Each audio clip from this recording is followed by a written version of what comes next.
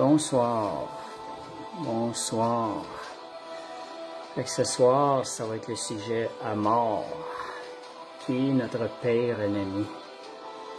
Je vais laisser le temps aux gens de rentrer un peu. Pendant ce temps-là, je vais publier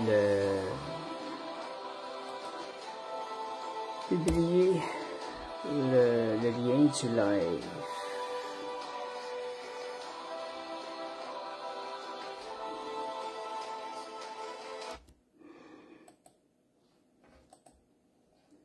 Merci Seigneur. CTRL-C. Voilà.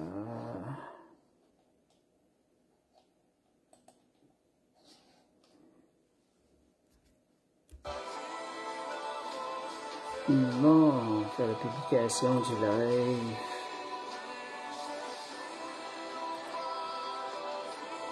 Merci Seigneur. Ouais, Dieu. Merci. Fait que bonsoir Sandra, bonsoir Brigitte, bonsoir Lisa. Je vais prendre un temps pour faire la distribution des liens. On va commencer après. Merci Seigneur.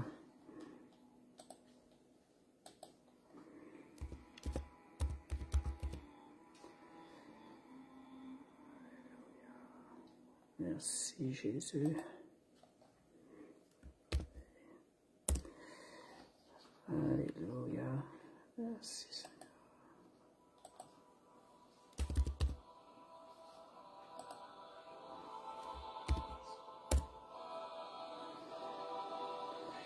Oh, bon. Oh,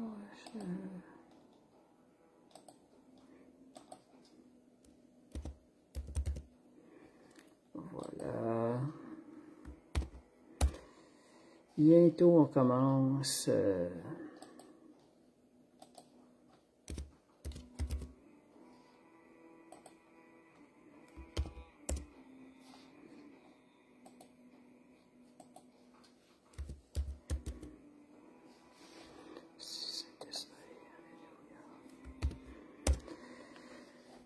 Merci Seigneur. Bon, bonsoir Nadia. Merci Seigneur. On va commencer maintenant. Bonsoir Sylvie. Alléluia. On va arrêter la musique en arrière. Oh, Jésus, merci Seigneur. On va commencer. Père Céleste, on te remercie Seigneur pour le privilège de ta parole qui apporte la vie, qui renouvelle notre intelligence. Seigneur, qui rend notre esprit notre pensée, nos pensées de plus en plus semblables à toi. Seigneur, nos yeux sont sur toi, Seigneur, ce soir. Seigneur, viens accomplir ton œuvre. Par le Saint-Esprit, nous t'ouvrons les portes de notre cœur, Seigneur Dieu.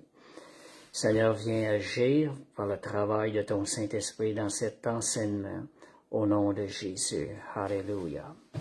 Merci, Seigneur. Alléluia. Fait que, OK. Donc, c'était à mort, notre pire ennemi. C'est le sujet. On a un ennemi dans notre vie. On en a un qui est le pire ennemi. On a plus qu'un ennemi, mais le pire, on en a un qui est le pire ennemi. Puis on va voir c'est quoi. Le pire ennemi, ben, c'est la chair, en quelque sorte. C'est ça, c'est la chair qui est notre pire ennemi. Certains vont peut-être dire le diable, mais on va voir tantôt, je vais arriver avec des versets. Fait que nous, lorsque des gens disent, est-ce que vous êtes en train des fois de dire des choses, quand vous regardez quelqu'un, vous dites, oh, la personne est dans la chair. La personne est dans la chair. Fait que vous voyez qu'il y a une différence. Déjà, ce qui vous porte des fois pour ça, vous êtes au courant, qu'une personne, elle a comme deux natures. Une nature qui va exprimer la chair, puis une nature qui va exprimer l'esprit. Et pourquoi que certains chrétiens marchent dans la chair et certains marchent par l'esprit? Parce qu'il y a un choix qui nous revient à chacun de nous. C'est nous qui faisons le choix de dire, je vais marcher selon la nature de la chair, la nature adamique, ou je vais marcher selon ma nouvelle nature, la nature de Jésus. C'est un choix que nous devons faire. On va voir des versets ce soir qui nous parlent, justement. Des fois, on catégorise la chair sans en dire c'est nous. Lorsqu'on se situe, qu'on regarde aux choses, c'est pas notre vraie identité, mais en quelque sorte, quand on dit c'est nous, c'est parce qu'on se regarde dans la nature adamique. Donc, c'est ça qui est la chair. Fait que le moi est notre père ennemi parce que le moi est rattaché à la chair. Donc, être dans la chair, ça signifie vivre selon la nature humaine déchue. C'est vivre comme si on n'aurait jamais reçu l'Esprit de Dieu, vivre sans la conscience de l'amour infini de Dieu. C'est ça dans la chair. Oh, mon écran est tombé noir, je sais pas pourquoi. Juste un instant. Alléluia. Bon, ok. On va continuer. Donc, ça signifie vivre selon nos désirs égoïstes, centrés sur le moi. La vieille nature, elle est centrée sur elle-même, mais nous avons été créés pour les autres. Tout comme nous sommes des instruments de Dieu, en quelque sorte. Quand vous avez un instrument, un outil dans le jardin, l'outil a été créé dans un but pour servir. L'outil doit servir. De la même chose pour nous. Nous sommes une création de Dieu. Nous avons une utilité. Et notre utilité, c'est de servir le royaume de Dieu, servir notre roi Jésus et développer cette relation-là d'amour qui va nous faire servir Dieu de la manière qui est le plus agréable à lui. Développer une intimité avec Dieu. Donc, c'est ça. Ceux qui marchent dans la chair ne marchent gouvernés par la chair vont automatiquement aller vers le péché et automatiquement aller à l'encontre du Saint-Esprit, attrister le Saint-Esprit. Romains 8:5. Ceux en effet qui vivent selon la chair s'affectionnent aux choses de la chair, tandis que ceux qui vivent selon l'Esprit s'affectionnent aux choses de l'Esprit. Donc, c'est en train de dire, plus que tu es en train d'obéir à la chair, plus ton affection envers la chair, envers les choses de ce monde va grandir en toi. Et plus que tu vas vivre par l'Esprit, plus tu vas t'affectionner aux choses d'en haut. Voyez-vous qu'il y a comme il y a quelque chose là-dedans que je vais voir à soi, je vais mentionner ça dans l'obéissance. Il y a quelque chose, il y a un entraînement qui est là. Quand on s'entraîne, on devient plus fort, on est capable de soulever des plus grosses choses. De la même façon, vos choix sont comme un entraînement et vous emmènent dans telle direction. Ça peut être un entraînement vers le mal ou un entraînement vers le bien, dépendant du choix qu'on va faire face à des situations qui vont se présenter à nous, face aux attaques de l'ennemi aussi. Fait que, à la question aussi, quel est notre père ennemi? Je sais que des gens peuvent répondre le diable. Donc, je vais mettre un peu direction pourquoi que le diable, c'est pas le père ennemi. C'est pas notre père ennemi. La raison, le diable, il est notre adversaire, oui. Mais il ne peut rien contre nous si nous ne lui ouvrons pas des portes, si nous ne lui donnons pas des accès légaux dans notre vie. Jésus a réglé le cas du diable. Fait que nous venons pour détruire, Jésus est venu pour détruire les œuvres du diable, il a réglé le cas du diable. Nous, c'est à nous, nous avons reçu un esprit nouveau, c'est à nous de marcher selon l'esprit, de ne pas ouvrir de porte à l'ennemi. Bien souvent, les problèmes de l'homme, ce sont des portes que nous avons ouvertes à l'ennemi par nos choix. Quand nous allons dans la désobéissance, où nous allons pécher, cela, où nous sommes dans la colère, on a de la misère à pardonner, on refuse de pardonner, on retient la rancune. Ce sont toutes des choses qui vont ouvrir des portes à l'ennemi et qui vont lui donner des droits légaux.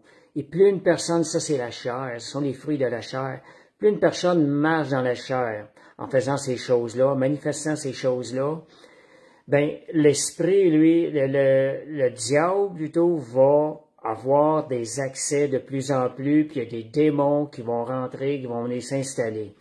Fait que voyez, Fait que même parfois, nos choix peuvent être faits, comme Sandra dit, par ignorance. L'ignorance ouvre des portes et devient un terrain où ce que l'ennemi peut agir. Adam et Ève ont été séduits. Ils ont été séduits, Satan a joué le jeu dans ces questions et il leur a fait croire quelque chose qui n'était pas vrai. Ça les a emmenés dans le péché, ça a ouvert la porte, ça a donné des droits légaux à Satan sur toute la nature humaine, parce qu'il représentait la nature humaine. Fait que merci Seigneur. Donc, Jésus a vécu le diable à la porte, c'est nous qui ouvrons des portes, on lui donne des droits légaux, parce que le diable peut agir contre nous et à travers nous et par nous. C'est ça les portes qu'on fait, mais les portes qu'on ouvre sont aussi contre nous. Donc l'être humain est un hôte pour des esprits. C'est une création de Dieu un être humain il y a des démons qui peuvent agir à travers, même plusieurs. On est comme un hôte pour des esprits. Mais c'est à nous de fermer la porte. On a tout ce qu'il faut à l'intérieur pour fermer la porte à cet ennemi-là qui ne vienne pas se manifester dans notre vie puis à travers nous aussi. Donc, merci Seigneur. Satan utilise la voie de la chair. La chair est comme un canal des influences et des manifestations de Satan. Satan, pourquoi il veut l'homme? C'est pas parce que c'est l'homme, c'est parce que l'homme est un hôte, c'est un endroit où il peut prendre du pouvoir. C'est pour ça qu'il est après l'homme. Il veut influencer, il veut se manifester, puis il a besoin qu'on lui ouvre des portes pour qu'il puisse se manifester à travers nous. Donc, qui est, dans notre sens, si je veux maintenant opposer qui est notre pire ennemi, qui est notre meilleur ami? Qui voyez-vous comme étant, qui pouvez-vous dire qui est notre meilleur ami? Je vous dirais la réalité, j'en ai parlé un petit peu la semaine passée, dans les temps que nous vivons, dans la dispensation que nous vivons, notre meilleur ami, c'est le Saint-Esprit. On l'appelle le Consolateur, on l'appelle notre aide. Jésus a même dit, il est préférable que je m'en aille, sinon vous ne pourrez recevoir le Saint-Esprit. Aujourd'hui, notre meilleur ami, c'est le Saint-Esprit. Donc, on va voir des versets. Si notre pire ennemi est la chair et notre meilleur ami est le Saint-Esprit, c'est parce qu'il y a une opposition directe entre un et l'autre. Puis on va voir des paroles là-dessus qui nous en disent. Donc, le Saint-Esprit, c'est l'aide qui nous a été donnée dans cette période actuelle, la période de l'Église que nous vivons. Le Saint-Esprit, nous sommes des hôtes, le Saint-Esprit veut se manifester à travers nous. De la même façon, c'est nous qui pouvons lui laisser la place et lui permettre de se manifester à travers nous. Donc, Galates 5, au verset 16, ça dit « Marchez selon l'Esprit, et vous n'accomplirez pas les désirs de la chair. » Être dans la chair signifie donc être dominé. Quand on dit ne pas marcher selon la chair, ne pas être dominé par les désirs du monde ou du péché. Donc, la Bible nous dit marcher selon l'Esprit. On a quand même un choix. C'est un ordre. Mais Dieu a mis en nous ce qui est nécessaire pour que notre choix soit plus facile de choisir de marcher par le Saint-Esprit. Mais le choix donne toujours les directions. T'emmène dans une direction et dans une autre. Vous savez, le choix, c'est une puissance. Parce que ça peut t'emmener directement vers le mal et ça peut t'emmener directement vers le bien. Et ça va te faire, pas juste emmener, ça va te faire croître vers le bien ou ça va te faire croître vers le mal. Fait que c'est ça le choix. Le choix, c'est une puissance. Le choix va donner dans nos vies et rattaché à l'obéissance. Et ça va déterminer notre destinée. Ça va déterminer ce qu'on va récolter. Et comme je vous disais, la chair a des désirs contraires à l'esprit. On voit dans la parole. Fait que c'est contraire. Ils sont opposés entre eux afin que vous ne fassiez pas ce que vous voudrez. Fait que c'est vraiment opposé. Les désirs que la chair va provoquer, les désirs de l'esprit sont opposés l'un à l'autre. C'est soit un ou soit l'autre. On a le choix, nous. C'est nous qui devons faire le choix. Et quand on dit que vous ne fassiez pas ce que vous voudrez, pourquoi qu'on dit ça? C'est parce qu'on a deux natures à l'intérieur de nous. Il y a la nature de la chair qui pousse vers le péché et la nouvelle nature de Jésus qui nous pousse, qui veut nous pousser à faire le bien. Donc, il y a quand même un combat et c'est nous qui déterminons par notre choix quel côté sera en défaite et quel côté nous allons donner la victoire. Nous allons donner l'accès. Est-ce que nous allons donner accès à l'ennemi, à des démons, ou est-ce que nous donnons l'accès au Saint-Esprit? Donc, il y a une puissance dans le choix. C'est vraiment important de réaliser, je m'arrête, mon choix va déterminer ma destinée, mon futur. Donc, je ne fais Romains 7, 14 à 24. Je vais parler de ce verset-là. On parle beaucoup de la chair. Nous savons en effet que la loi est spirituelle, mais moi, je suis charnel. Quand je vous disais le moi, Paul est en train de regarder au niveau de l'être,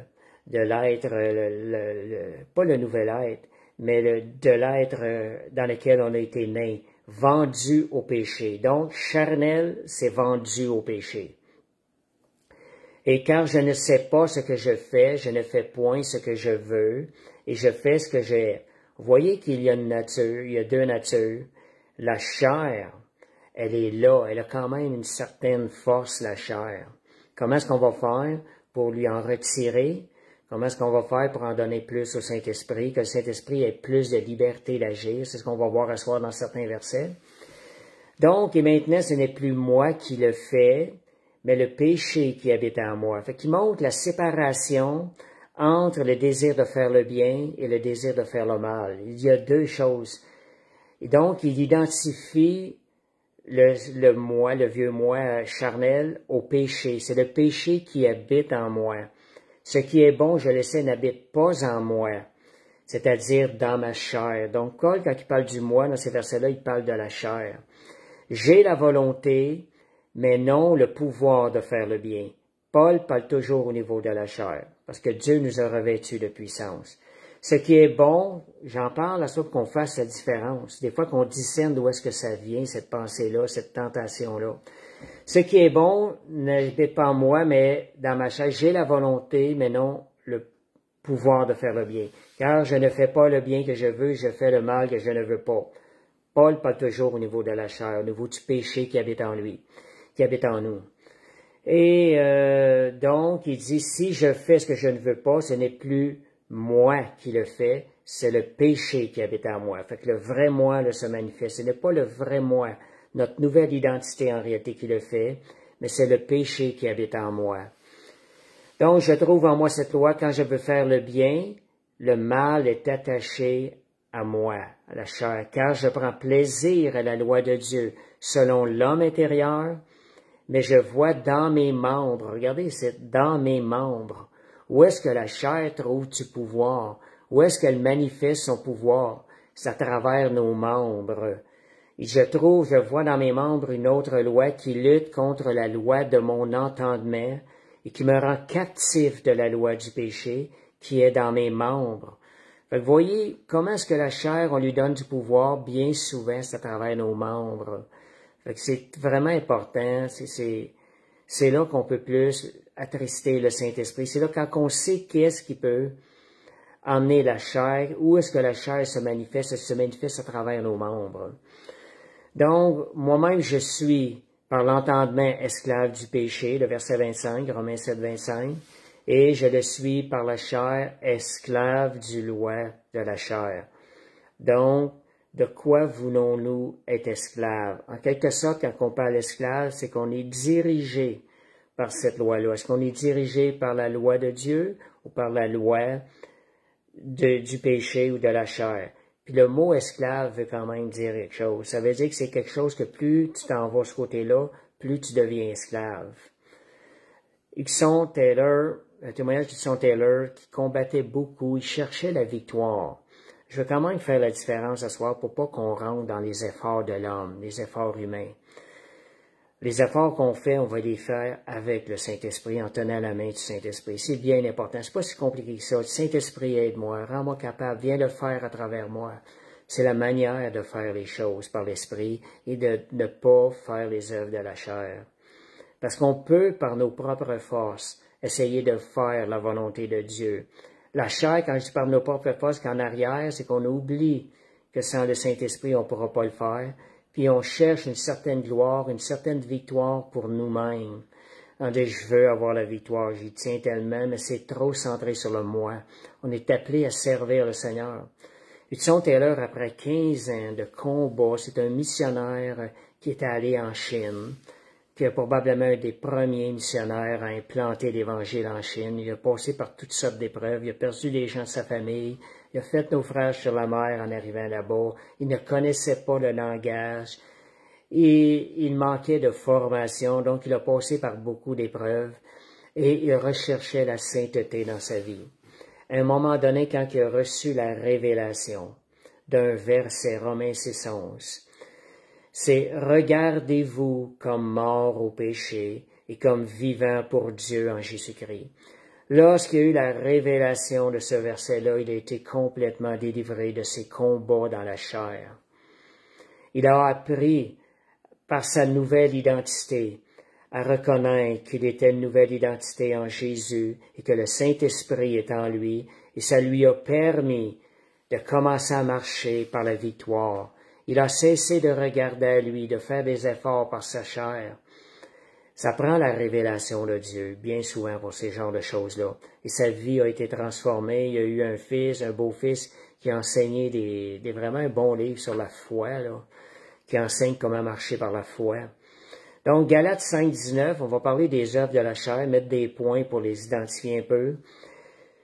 Elles sont manifestes, c'est l'impudicité. Vous voyez, c'est à travers la chair, c'est à travers des actions que l'homme va manifester.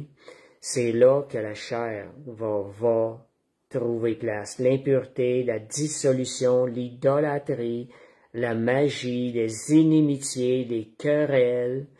Ça, on parle pas des émotions, mais les émotions nous emmènent beaucoup dans la chair.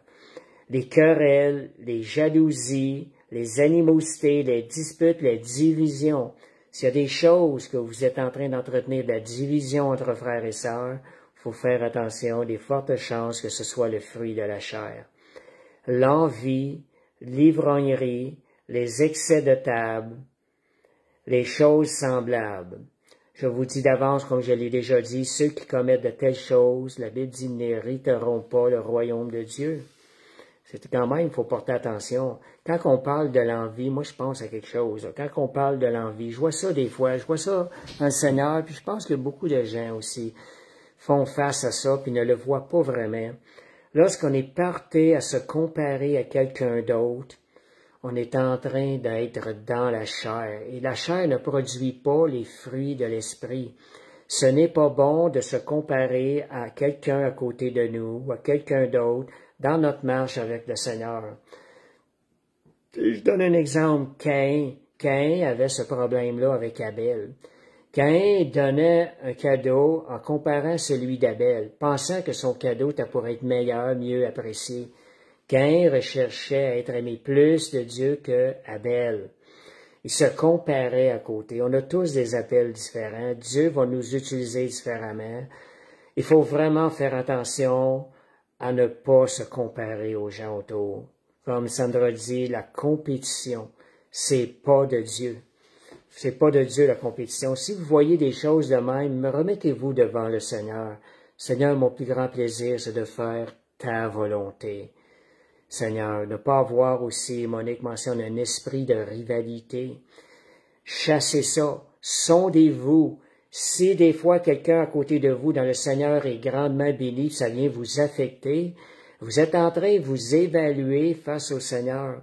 Ce qui doit vous affecter, c'est votre relation personnelle devant le Seigneur. Chacun de nous, on s'évalue devant le Seigneur. C'est ça qui doit nous affecter. Et non pas ce que la personne à côté est en train de vivre au niveau bénédiction ou tout, où ça fait des erreurs, on va se sentir un peu plus haut. La Bible dit même de regarder les autres comme étant supérieurs à nous. La Bible nous enseigne, c'est pour nous préserver, que notre cœur ne recherche pas à être plus grand que les autres, mais qu'il recherche à faire la plus grande joie de notre Maître, Jésus. Donc, merci Seigneur, on est tous uniques devant Dieu aussi. Fait que Dieu va nous utiliser différemment. Personne ne va être utilisé de la même manière. Donc, Colossiens 3, 8. Il est écrit. C'est vraiment, si c'est écrit, c'est parce qu'il y a un avertissement là-dedans, c'est parce qu'il y a des conseils, il y a des recommandations qui vont nous demander de faire des choix. Sinon, ça ne sera pas écrit. Ça dit, mais maintenant, renoncez à toutes ces choses, à la colère, à l'animosité, à la méchanceté. Vous voyez la méchanceté dans votre cœur, faut pas tolérer ça. La calomnie, aux paroles déshonnêtes. La calomnie, faites attention. Des fois, même envers des gens du monde, des fois dans la politique, de ne pas traiter de toutes sortes de choses des personnes. Faut faire attention. Et paroles déshonnêtes qui pourraient sortir de notre bouche. Ne mentez pas les uns des autres, vous étant dépouillés du vieil homme et de ses œuvres. On se dépouille, on l'enlève, on lui enlève, on se revêt de l'homme nouveau pour manifester l'homme nouveau. Jacques 3, 14, 15, ça dit, si vous avez dans votre cœur une jalousie amère et un esprit de rivalité, ne vous glorifiez pas et ne mentez pas contre la vérité. Cette sagesse n'est pas celle qui vient d'en haut, mais elle est terrestre. C'est une sagesse charnelle, produit de la chair, qui a des désirs contraires à l'esprit, qui fait la volonté contraire à l'esprit. Elle est même diabolique, c'est la parole. C'est ce que la parole de Dieu nous dit. Et quand on dit ne mentez pas, faire attention aussi, il y en a des gens qui publient des choses, ce sont des mensonges. Faut toujours faire attention de ne pas publier des choses qui ne sont pas vraies. Des fois, on veut publier des choses qui viennent appuyer notre position dans nos pensées. Il faut toujours faire attention à ça. Est-ce que c'est pas parce que ça vient appuyer notre position que c'est vraiment une vérité ce qu'on va publier? Puis des gens dans le monde accentuent davantage cette chose-là, leur position par des mensonges. Fait que veillons à ce qu'on publie, soyons sages, allons vérifier pour afin de ne pas publier des mensonges. Parce que ça peut toucher un peu inconsciemment. On n'est pas conscient que c'est un mensonge, mais c'en est un. Il faut faire attention. Donc, il est nécessaire de tuer tout ce qui est produit par la chair, de tuer la chair. Ceux qui sont à Jésus-Christ, Galates 5, 24, ont crucifié la chair. En réalité, quand tu crucifies, c'est un moment qui est difficile. C'est une méthode, on vient tuer par la crucifixion la chair avec ses passions et ses désirs. Donc, la Bible dit de la crucifier. On la tolère pas un peu, on la crucifie. Et donc, si on dit aussi encore ici, un choix s'implique, je dois crucifier. Qu'est-ce que je suis en train de faire qui vient crucifier la chair? Donc, il y a différentes actions qu'on peut faire. C'est que quand des fois on dit non, on est en train de mettre à mort la chair. Non à une tentation, à quelque chose qui n'est pas de Dieu, on est en train de mettre à mort.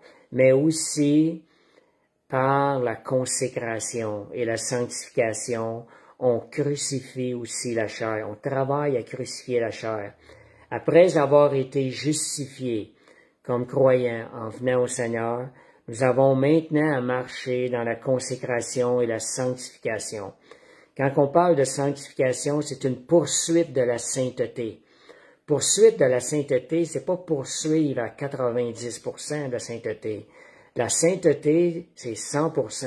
C'est poursuivre cette sainteté-là, courir pour aller là, dans la sainteté. C'est un processus. Se consacrer à Dieu, c'est un acte qui est volontaire.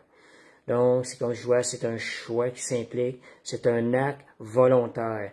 Je veux me consacrer. Ça veut dire être encore plus au Seigneur, de jour en jour. C'est ça, la consécration. Romains 12, 1. Je vous exhorte, frères, par les compassions de Dieu, à offrir vos corps comme un sacrifice vivant. Des fois, le corps a des désirs. Ce soir, des fois, on veut pas jeûner. Le corps veut manger. Il y a des choses. Le jeûne vient vraiment mettre à mort la chair. Comme je dis, c'est par les membres. Puis aussi par les tentations, les désirs qui peuvent venir dans la chair, de la chair. Offrez vos corps comme un sacrifice. Sacrifiez-le, crucifiez, sacrifiez comme un sacrifice vivant, saint, agréable à Dieu, ce qui sera de votre corps, de votre part un culte raisonnable. C'est raisonnable devant Dieu qu'on poursuive la sainteté et qu'on met à mort les désirs de la chair et les désirs du vieil homme. Donc, des efforts conscients et constants avec le Saint-Esprit, on doit réévaluer. Comment est-ce qu'on va faire ça? C'est conscient et c'est constant, ça. C'est pas juste une fois qu'on prend une décision. Vous savez, moi, j'avais appris, je me rappelle que le Saint-Esprit était venu me toucher dans une vision, et c'est la décision qui était sortie de l'intérieur, qui était faite par Jésus, par le Saint-Esprit. Je m'engage à te suivre, à te servir, à courir pour toi, tous les jours de ma vie, jusqu'au bout, jusqu'à la fin, jusqu'à la mort. Je sais que Dieu a scellé cette décision-là. Je sais d'où est-ce qu'elle le venait. Mais ça ne veut pas dire que j'ai pu laisser ça de côté, que c'est complètement fait, que j'ai pu m'en préoccuper. Je dois constamment garder cet engagement-là vivant à l'intérieur de moi. Il doit être aussi vivant qu'au moment où est-ce qu'il a été prononcé devant Dieu. Fait qu'on doit réévaluer nos pensées, je dis réévaluer. Ça veut dire pas juste une fois. Notre façon de vivre et notre disposition de cœur. Ma conduite, est-ce qu'elle est en ligne avec la conduite du Saint-Esprit? Ça, c'est des choses qu'il faut valider. Donc, est-ce que je marche? Voyez ça, vous connaissez la parole, vous connaissez, c'est important de la lire pour la connaître, mais connaissant la parole, vous êtes capable de savoir ce qui est obéir à la parole et ne pas obéir. Donc, est-ce que je marche dans l'obéissance à sa parole? Seigneur, j'ai un choix. On devient, regardez ça, je parlais de l'esclavage tantôt, je vais en parler là. On devient esclave de ce à quoi on obéit. Plus on obéit au péché qui conduit, à quoi le péché? À la mort, ou à l'obéissance de sa parole qui nous conduit à la justice. Donc, nous conduit à la justice, l'obéissance nous rend juste, manifeste notre justice devant Dieu. Donc, voyez, si on dit on tolère, c'est dangereux, parce que pendant qu'on vient tolérer quelque chose dans notre vie, un péché, quelque chose, une obéissance à la chair, on est en train de lui donner du pouvoir. C'est pas juste quelque chose qu'on dit, juste cette fois-là, puis je continue après ça à combattre. Non, non, vous êtes en train de vous raffaiblir dans l'obéissance, puis vous donner plus de pouvoir à la chair. Vous êtes en train de vous rendre la vie plus difficile. Donc, plus vous allez obéir, plus vous allez devenir fort pour marcher dans l'obéissance, et plus vous allez désobéir, vous allez laisser de place ou tolérer des choses dans votre vie qui sont contre la parole de Dieu, plus vous allez devenir charnel. Et devenant plus charnel, vous allez cheminer avec plus de force vers le péché. Le courant de vous faire cheminer vers le péché va être encore plus fort. C'est là l'importance de ne pas tolérer des choses du péché dans notre vie. On se rend la vie plus difficile. Donc, il est important aussi à travers ça, la discipline va faire quelque chose et elle va se driller, je dirais, dans le Seigneur pour marcher dans l'obéissance. Plus vous allez, j'étais à moi plus, je me rappelle que je pense tout le temps à cette affaire-là quand j'étais jeune, là. Plus je mange des saucisses hot dog, plus j'en mange, plus elles sont fraîches, et plus elles sont fraîches, mais plus j'en mange encore. C'est la même chose, plus j'obéis au Seigneur, plus je deviens fort, plus je vais être porté vers les choses de Dieu, puis plus je vais être porté vers les choses de Dieu, ben plus je vais obéir au Seigneur facilement. Fait que c'est vraiment un entraînement, la vie chrétienne. C'est pour ça c'est important de se mettre en garde de contre la chair. Il faut réaliser qu'on doit se mettre en garde contre la chair. Mais on ne combat pas avec nos forces. Quand vous regardez là, procrastinez votre temps de prière. Pour ceux qui ne savent pas c'est quoi, c'est qu'on remet à plus tard. C'est ça, procrastiner. Voyez, ça c'est vous êtes en train de désobéir à Dieu et qui nous demande de prier, puis même sans cesse. Procrastiner, plus vous allez procrastiner votre temps de prière, plus ça va être difficile de vous setter, de prendre des temps avec le Seigneur, de vous décider. Puis ça, c'est une œuvre de la chair. C'est désobéir à Dieu.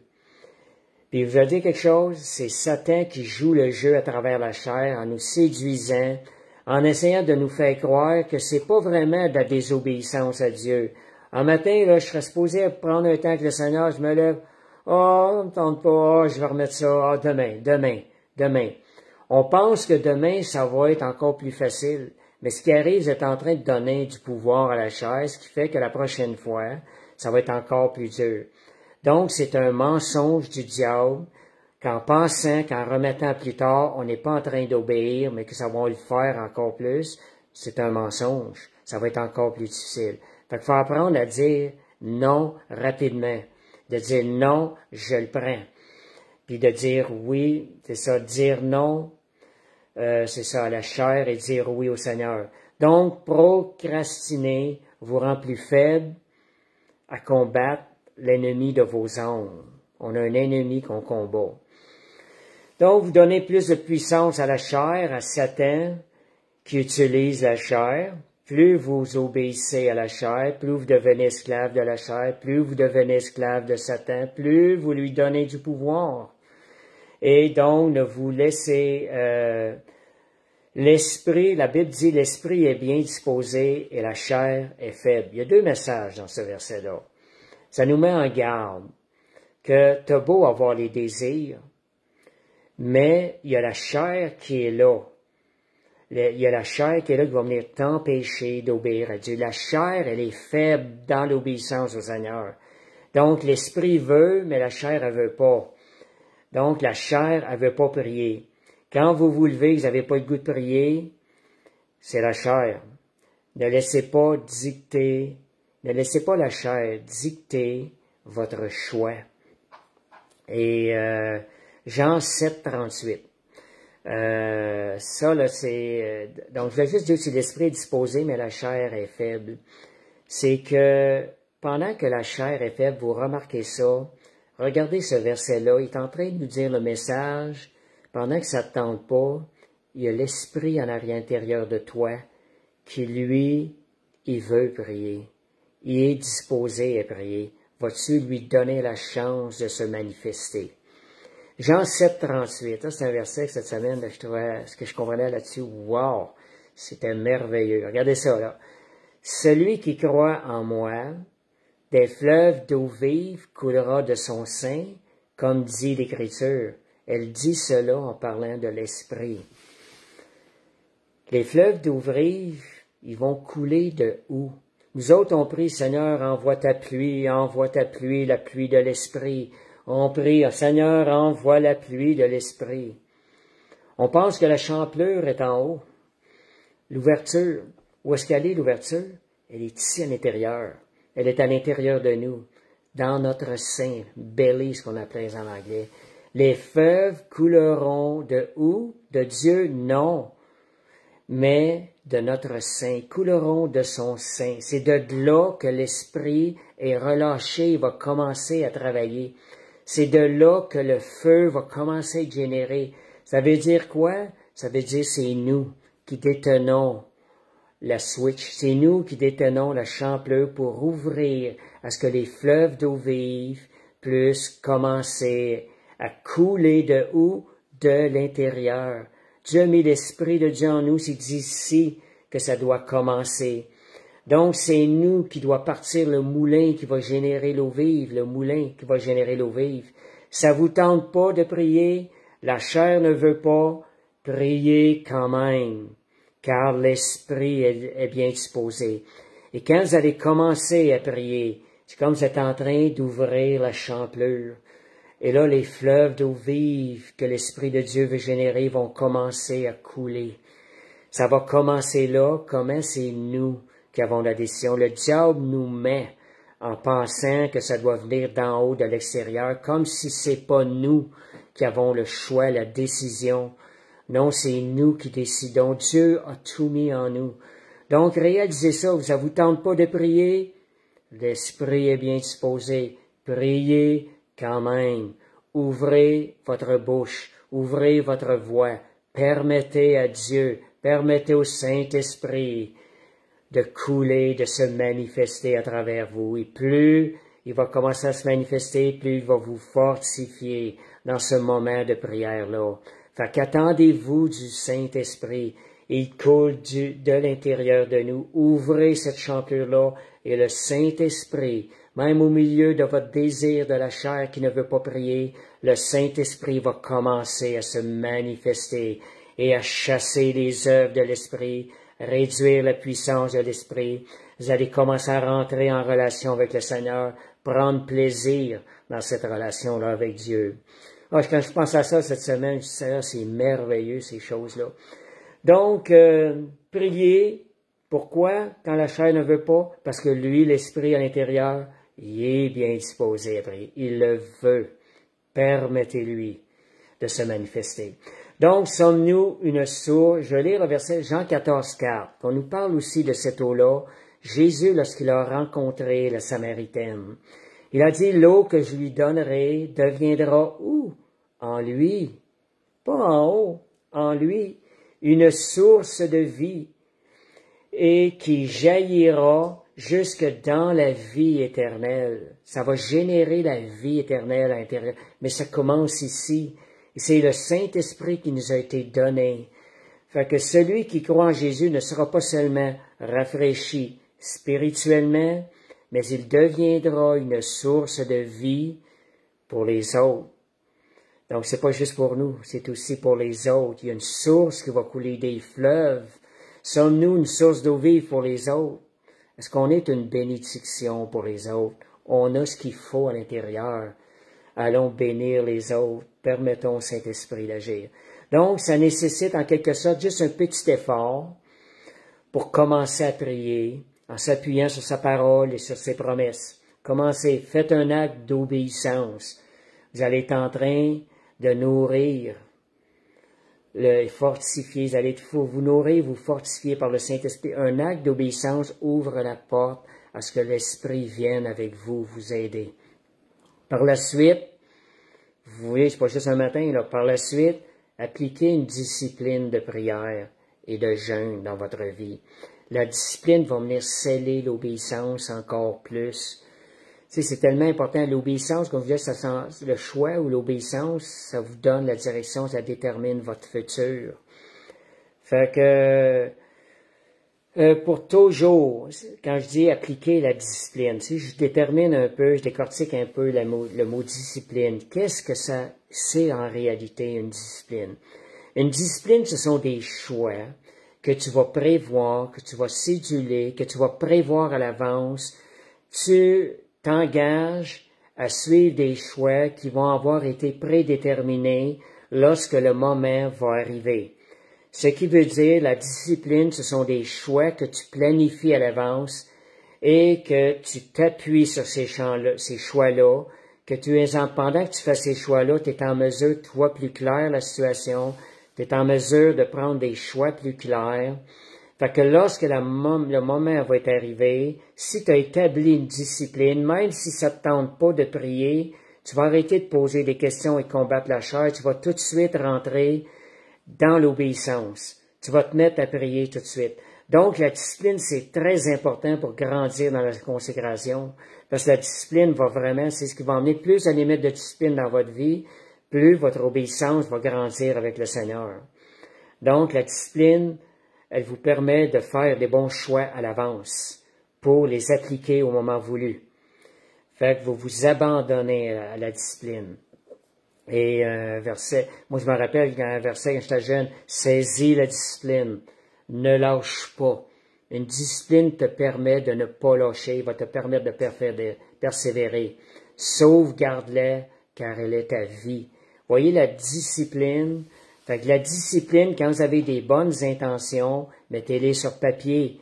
Planifiez-vous, disciplinez-vous à les réappliquer lorsque les moments viendront. Donc, ça va nous permettre, un prédicateur consacré, conseiller. Regardez jusqu'où qu'on peut aller. Regardez les conseils. Moi, j'aime ça entendre des conseils, ça m'inspire ces genres de conseils-là. En offrande, sans vie, un vase d'honneur. Fait que, des conseils, c'est, regardez, jeûner 2 fois par semaine. Fait que vous voyez, mais quand on parle de jeûner, là, je pense pas qu'on parle de juste un repas à ce point-là. Moi, je pense que c'est 3 repas dans la même journée, je crois. Cette méthode-là. Mais on va voir qu'il y a d'autres méthodes aussi. Jeûner 2 fois par semaine. Donc, vous voyez, ça, c'est de la discipline. Quand on dit ça, on est en train de mettre de la discipline. Ça ne nous tente pas quand le moment arrive, mais on s'est discipliné, on rentre dans l'obéissance automatiquement. On va obtenir, récolter les fruits de cette obéissance-là. Deuxième chose, il conseillait une vigilance de prière. Moi, j'avais enseigné au mois de décembre la prière de garde, ou à fin novembre, je pense, la prière de garde. Développer une vigilance de prière, une discipline de vigilance de prière. Et ce qui était parlé, c'est 2 fois par semaine. Une vigilance, c'est la nuit. C'est de minuit à 1 heure ou de minuit à 2 heures, selon ce que vous êtes en mesure de faire. Faites-le 2 fois par semaine. Incorporez cette discipline-là dans votre vie. Il va y avoir des changements certains. Puis l'autre, un jeûne sec de 6 heures le matin à 12 heures le midi. 2 autres jours. On a parlé 2 jours de jeûne complet. Faites 2 autres jours de jeûne à sec de 6 heures le matin à minuit. 2 fois par semaine. Vous voyez, ça, c'est 3 choses. Ça va emmener des bons fruits dans votre vie. Donc, jeûner 2 fois par semaine, 2 jours complets par semaine, et vigilance de prière 2 fois par semaine, entre minuit et 1 heure, ou minuit et 2 heures du matin, et aussi un jeûne sec de 6 heures le matin à 12 heures à minuit, en quelque sorte. Et vous mangez après minuit, 2 fois par semaine. Fait que ça, regardez aussi, chacun, on a une capacité avec votre santé, mais le Seigneur va vous rendre capable si vous le désirez. Donc, c'est ce qu'on appelle appliquer de la discipline dans une vie chrétienne. C'est des choses de même, vous pouvez vous autres-mêmes vous appliquer d'autres disciplines dans votre vie chrétienne aussi. Des choses qui vont vous emmener à ce que le choix ne soit fait sous l'emprise de la chair, sous le moment où la chair ou les émotions arrivent, mais que le choix a été déterminé à l'avance. Fait que c'est à nous d'en mettre de ces choses-là. Puis plus on va mettre ça en pratique, plus on va acquérir de la maîtrise de soi dans nos vies. Donc, le désir, vos pensées, votre discipline va être affectée. Plus on la pratique, et vous allez grandir de plus en plus dans l'obéissance à la parole de Dieu par la discipline. Donc, parce que quand la chair vient, si on n'est pas préparé, on obéit à la chair. La discipline vous permet de vous préparer à obéir quand le moment de la tentation arrive, et vous allez récolter les fruits divins de la parole de Dieu. Donc, ne lâchez pas la discipline. Le désir de consécration aussi dans notre vie va nous emmener automatiquement à prier plus. Écrivez votre désir. Seigneur, je veux plus. Seigneur, mentionnez-le au Seigneur. Et ça va vous pousser à prier plus, à avoir plus de discipline. Si vous voulez vous consacrer devant le Seigneur, la discipline va être nécessaire. Et quand j'ai dit plus de discipline, ça veut dire moins de pouvoir accordé à la chair. Plus de discipline, moins de pouvoir accordé à la chair. Quand l'ennemi viendra pour tenter de vous faire désobéir à Dieu, vous allez être assez fort, plus fort que les tentations de l'ennemi, et vous allez dire non à la chair d'une façon rapide et efficace. C'est ça que la discipline va produire. Et la consécration et la discipline sont nécessaires pour cultiver. On parle de mot cultiver, c'est le mot que je cherchais au début, là. On cultive une vie. On cultive une vie de sainteté. Ça veut dire qu'on sème, on investit là-dedans, puis on va avoir de la récolte. On va récolter. Est-ce que c'est ça qu'on veut? Fait que semons. Donc, pratiquez l'obéissance et vous allez récolter les fruits de Dieu dans votre vie encore de plus en plus. Donc, quels sont les fruits de Dieu? On arrive vers la fin. Galates 5, 22. Mais le fruit de l'esprit, c'est l'amour, la joie, la paix, la patience, la bonté, la bénignité, la fidélité ou la bienveillance, là, la douceur, la tempérance ou la maîtrise de soi. Est-ce que c'est ça qu'on veut dans notre vie? Mais l'obéissance à Dieu va emmener ces fruits-là qui vont ressortir de notre vie et ça va être utilisé pour bénir les gens autour de nous. Je vais terminer avec un dernier sujet. Galates 5, 24, qui suit les fruits de l'esprit. Ceux qui sont à Jésus-Christ ont mis à mort la chair ou ont crucifié la chair. Ils ont mis la chair à mort d'une façon radicale et durement. C'est ça que ça veut dire. Avec ses passions et ses désirs. Donc, discernons ces choses-là. On a dit certains versets qui nous mentionnent c'est quoi la chair. Et tranchons. Crucifions cet ennemi-là. Notre pire ennemi. Crucifions la chair. Voyez, c'est un ennemi. Un ennemi, c'est pas là pour vous aider. C'est là pour vous détruire. Est-ce que c'est ça qu'on veut dans notre vie? Réalisons que ces choses-là, quand elles viennent en vêtues comme un ennemi pour vous détruire. Comment crucifier la chair? Reconnaître notre nouvelle identité en Christ. Je parlais que Romains 6:11. Regardez-vous comme mort au péché. Regardez-vous comme mort au péché et comme vivant pour Dieu en Jésus-Christ. Le missionnaire, Hudson Taylor, ça l'a emmené à marcher dans la victoire avec ce verset-là, par la révélation.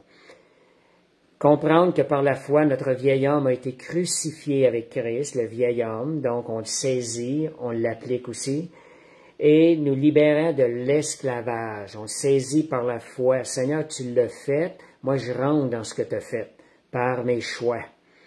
Et Galates 2:20, si je vis, ce n'est plus moi qui vis, c'est Christ qui vit en moi. Quand des tentations viennent, écoute, c'est plus ma vie ça maintenant. Ce n'est plus moi qui vis, ce n'est plus la chair qui est là, c'est Christ qui vit en moi. Donc, deuxième chose, le renoncement à soi-même. Je vous parlais que dans le monde, la corruption fait que l'homme regarde tout le temps vers lui, veut tout le temps pour les bienfaits pour lui personnel, tout le temps regarder ses bénéfices. Mais ça, il faut dire, là, je renonce à ça maintenant. Mon seul désir est de plaire à Dieu. Je veux faire ce qui est agréable à Dieu, ce qui est bon pour Dieu dans le royaume de Dieu. Et Jésus nous enseigne que pour le suivre, il faut se renier, prendre sa croix chaque jour, on dit bien chaque jour, et le suivre. Seigneur, je veux suivre ton cœur de serviteur. Marcher, troisième chose, j'ai 5 points, marcher selon l'esprit. On a vu Galates 5:16, marcher selon l'esprit, et vous n'accomplirez pas les désirs de la chair. Donc, c'est nous qui décidons, je fais un pas dans l'esprit ou je fais un pas dans la chair. Notre pas est un choix, est une décision. La Bible dit, marche selon l'esprit et tu n'accompliras pas les désirs de la chair. Hein? Tu mets à mort la chair quand tu fais ça. Notre aide, c'est le Saint-Esprit pour vaincre la chair. N'oubliez jamais ça. Et notre meilleur ami, c'est le Saint-Esprit versus le père ennemi, la chair. Donc, ça veut dire, plus vous faites du Saint-Esprit votre ami dans votre vie, plus votre ennemi de la chair va s'éloigner pour perdre du pouvoir. Quatrième chose, discipliner. La discipline. Votre corps et votre esprit. Adoptez une discipline spirituelle par la prière, discipline dans la prière, discipline dans la lecture de la parole et la méditation, et discipline aussi dans la communion fraternelle pour pouvoir édifier les frères, prier pour eux autres aussi. Donc ça va venir vous fortifier dans votre esprit contre les tentations, si vous disciplinez votre corps. Dernière chose, évitez des occasions de chute. Fuyez. Vous voyez une occasion de chute, une possibilité de chute dans ces situations-là, évitez-les, fuyez ces occasions-là. Fait que merci Seigneur, fait que c'était l'étude de ce soir. Merci Jésus, nous avons le meilleur ami, le Saint-Esprit avec nous, qui veut notre plus grand bien, versus notre pire ennemi, la chair qui veut nous détruire, en donnant du pouvoir, en ouvrant des portes à l'ennemi pour venir nous détruire. Fait que merci Seigneur, on va terminer par la prière. Que le Seigneur puisse nous fortifier. N'oubliez pas, nos choix déterminent notre obéissance, nos choix, parce que l'obéissance est un choix, déterminent les fruits dans notre vie, déterminent notre destinée, ça détermine notre futur aussi. C'est nous qui avons le pouvoir. Fait que merci Seigneur. Père Céleste, je te remercie pour ces moments merveilleux, Seigneur, dans ta parole. Seigneur, accorde la révélation de cette parole à tous ceux qui l'entendent. Seigneur, emmène-nous plus loin avec toi, plus près avec le Saint-Esprit, que notre amitié avec le Saint-Esprit grandisse de jour en jour. Et Seigneur, que ce soit le désir de nos cœurs aussi. Père, je te remercie, Seigneur Dieu. Ta parole qui produit la vie à l'intérieur de nous et qui produit la vie. Merci dans notre esprit. Alléluia. Merci Jésus. Fait que je vais mentionner aussi vendredi, il y a à l'église au 1184 Siemon. Je le rappelle, c'est le café biblique, partage de la parole. Il y a aussi le samedi cette semaine, il y a une réunion pour les femmes. Samedi cette semaine à l'église. Donc, c'est un bon moment. Généralement, une fois par mois, on essaie de faire ça. Cette semaine, c'est ce samedi-ci qui est une réunion pour les femmes. Fait que vous voulez vous rassembler, vous édifier ensemble, prier ensemble les uns pour les autres, vous allez en ressortir édifiés. Ça, je peux vous le garantir. Samedi des femmes à 16 heures. Et le dimanche, c'est à 14 heures, l'assemblée. On commence à 14 heures, arrivez un peu avant, puis vous allez être accueillis avec amour et avec des accolades. L'amour de Jésus. Fait que, juste pour ajouter pour samedi, on vient d'écrire ça pour les femmes. Si vous voulez fleurir, c'est une occasion, ce sont des choses où vous allez fleurir, vous allez les emmener à fleurir. C'est justement ces rencontres-là sont appelées comme ça, je fleuris. Et Dieu répond aux prières. Fait que merci Seigneur. Fait comme c'est le samedi, fait que Sylvie dit samedi d'y aller. Fait que dites-vous la même chose et que vos pas suivent vos paroles, que vos bottines, comment est-ce qu'on dit ça, là, que vos bottines suivent vos babines. Okay. Merci Seigneur. Fait que je vous souhaite une parfaite réunion de femmes le samedi pour les femmes, bien sûr. Une parfaite réunion ce vendredi et ce dimanche au nom de Jésus. Une parfaite soirée, parfaite édification ce soir, une parfaite fin de semaine au nom de Jésus. Merci Seigneur.